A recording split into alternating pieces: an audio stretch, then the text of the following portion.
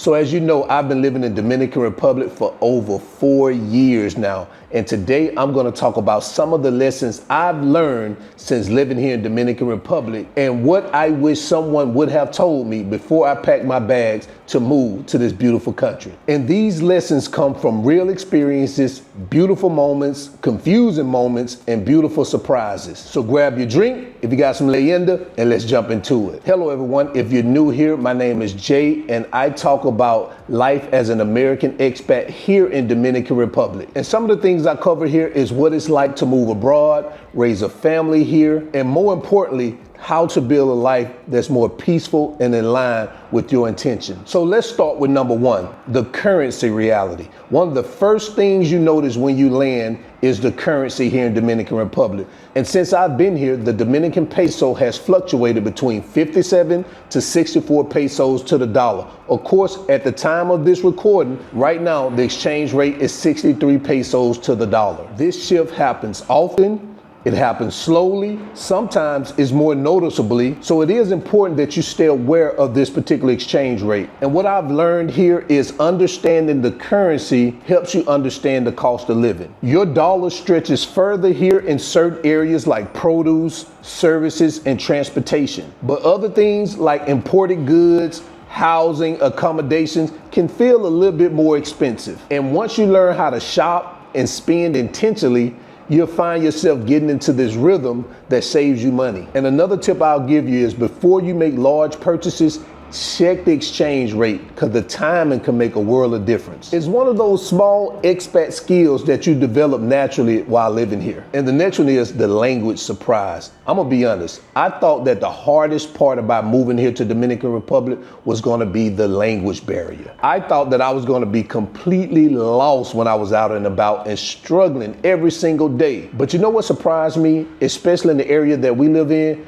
is how many people actually speak English. And a lot of times, some people just speak the basic English enough for you to be able to communicate. Because as you know, Spanish is the primary language here. And if you learn it, it makes your friendships, business interaction, and your life a whole lot smoother. And you will notice that in areas like Santo Domingo, Punta Cana, and other tourist areas that people speak enough English for you to be able to communicate. But the biggest lesson I've learned is that you don't have to be fluent to get started or move here. Just come here with an open mind and the willingness to learn. People appreciate the effort, and along the way, you'll pick up more Spanish than you expect. For example, I went to the doctor's office this morning by myself, and I muscled my way through the whole process for me going to the receptionist, for me paying it, to going to see the doctor, from them drawing blood, to me leaving. And when I got back, I was telling my wife, I was like, man, it is weird.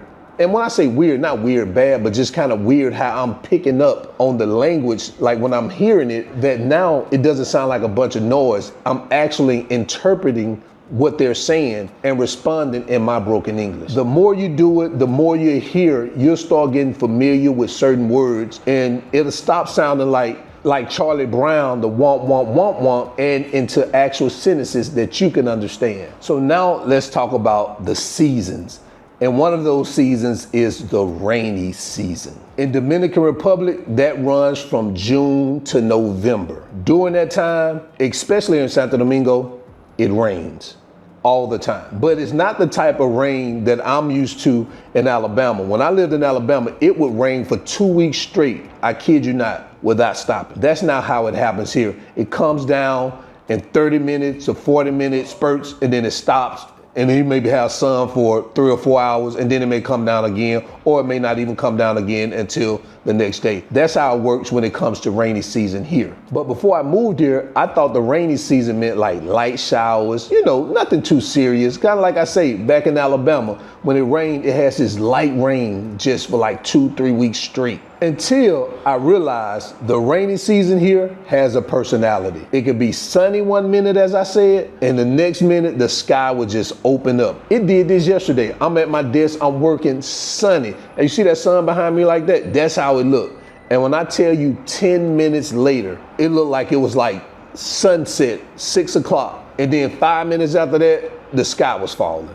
That's just how it works here in Dominican Republic. But don't take this as a bad thing. You start to understand the rhythm of the weather and you just adapt. You learn to keep an umbrella in your car, check the forecast before you make that long trip out to Punta Cana, and plan your outdoor activities earlier in the day. But from my experience, it's typically late afternoon when you start to see the sky fall. But what I've learned is the rainy season is just a part of the culture of the island. It keeps the vegetation green, it keeps the fruits juicy, and it keeps the temperature comfortable. And what happens is you just learn to flow with it and enjoy the atmosphere that it brings. And another thing I learned is transportation takes patience. I actually learned this the first time we moved here back in 2015. Getting around Dominican Republic is an adventure in its own. There are taxis, there are ride shares, there are motor conchos, there are buses, there are guaguas, and public cars. And for those who don't know, in Santo Domingo, they also have a metro rail. This is something that I used to use often when we lived here back in 2015. And the lesson I learned very quickly, because you can also learn this lesson if you're on your own car like I do, that transportation, it really takes patience. The traffic here in Santo Domingo can get wild. Motorcycles weave through traffic, and drivers drive as if they're in their own universe. And instead of fighting it, just learn to expect it. That's just how I am. And I say this all the time. Y'all probably tired of hearing me saying this. The first thing I hear from people, especially foreigners, oh, the traffic in Santo Domingo. And it's like, but where do you have to go? You don't have a job? Why do you care? You have nowhere you need to be at any given time. Most of us understand the rhythm of the traffic and move accordingly. That's how I do. I get out in it when I feel like it, not because I have to. And if you have to be somewhere, just leave early. Take the routes that make sense, not because they're a shorter distance. Because sometimes the shorter distance ones are the most brutal. And if you have a nice set of cojones on you, whether you're male or female, take a moto concho. It's faster than an Uber. And the longer you live here, you'll understand how people move here and why they move the way they do. Like for me, when I see the traffic, I don't see it the same way as a person who just arrived in Santo Domingo. A lot of people look at it as a bunch of confusion. I can't deal with it. They're pulling their hair out. I just don't look at it that way because I've lived here long enough that I understand it. And I'm telling you, don't let the traffic keep you away from Santo Domingo if you want to live in a city like this, because once you live here, you'll understand it more. I'm telling you, trust your boy Jay. Now, if you don't like Santo Domingo, go to Punta Cana. My boy Jamie Gruber will accept you over there. Shout out to Jamie. And the beauty of it to me is once you learn that, you develop this sense of independence. When you learn to navigate the transportation in DR, you feel like you can go anywhere. And I tell my guy Pat this all the time, and I know you watching. I say, Pat, man, jump in the Uber, man, and just go somewhere, man. Learn the city. That's how I do, man. I just get in the car and I just go. I know this city better than my wife. I take her places she didn't like. How you know about this place? Man, because I'm out in these streets, woman. But that's just me. I'm everywhere. I just like to go out and explore and look around and just get myself familiar with the place that I'm living in. Another thing that I've learned that may surprise other people is the population of this country. There are a lot of people here in Dominican Republic. This is a country of 11 million people. And about 4 to 5 million live right here in Santo Domingo. This country is full of life. The cities are busy. The neighborhoods are lively. The music is playing. People enjoying themselves from morning to night. I was telling my wife the other day, we was going out looking for some space, commercial space. And we went to some of these older malls. They're not abandoned, but they're older malls that used to be lively and are no longer lively, or these shopping plazas. And everyone we went into, it was somebody there. I was like, people are everywhere in this city. No matter where you go, there's a bunch of people. Even when you think the place is not lively, you go inside and there's a bunch of people there. And this can feel overwhelming, especially if you're a person that's coming from like a quieter town in the US. But if you're coming from a place like New York, you know, you'll probably feel at home. But if you're coming from like Mobile, Alabama, it can feel overwhelming. But once you settle in, you'll realize that energy is what makes this country beautiful. There's always something happening, there's always somebody nearby, and it is always movement, especially here in Santo Domingo. And the lesson here is embrace the rhythm of the population. It's a very social country. People talk, they laugh, they dance, they gather outside on any corner, and instead of hiding from it, allow yourself to be let in, which really opens the door to a real cultural experience. So the next one we're gonna talk about is crime. This is something that a lot of people are curious about. And let me be clear here. Crime does exist here. Before I get those people that say, you gotta go to Capital, you gotta go to 42 and all this bullshit. I know crime does exist here, but it works very differently than the United States. In the US, so much of the crime feels random and unpredictable. But here in Dominican Republic, I noticed that the crime here is more isolated and situational, meaning it's usually a context behind it instead of it happening out of nowhere. For example, I was at the Bad Bunny concert about 2 weeks ago. I had no fear at all that someone was gonna come in and start shooting up the place. I just didn't. Because crime here is generally not out of nowhere or unpredictable or random. If that concert was in the United States, first of all, I wouldn't have went.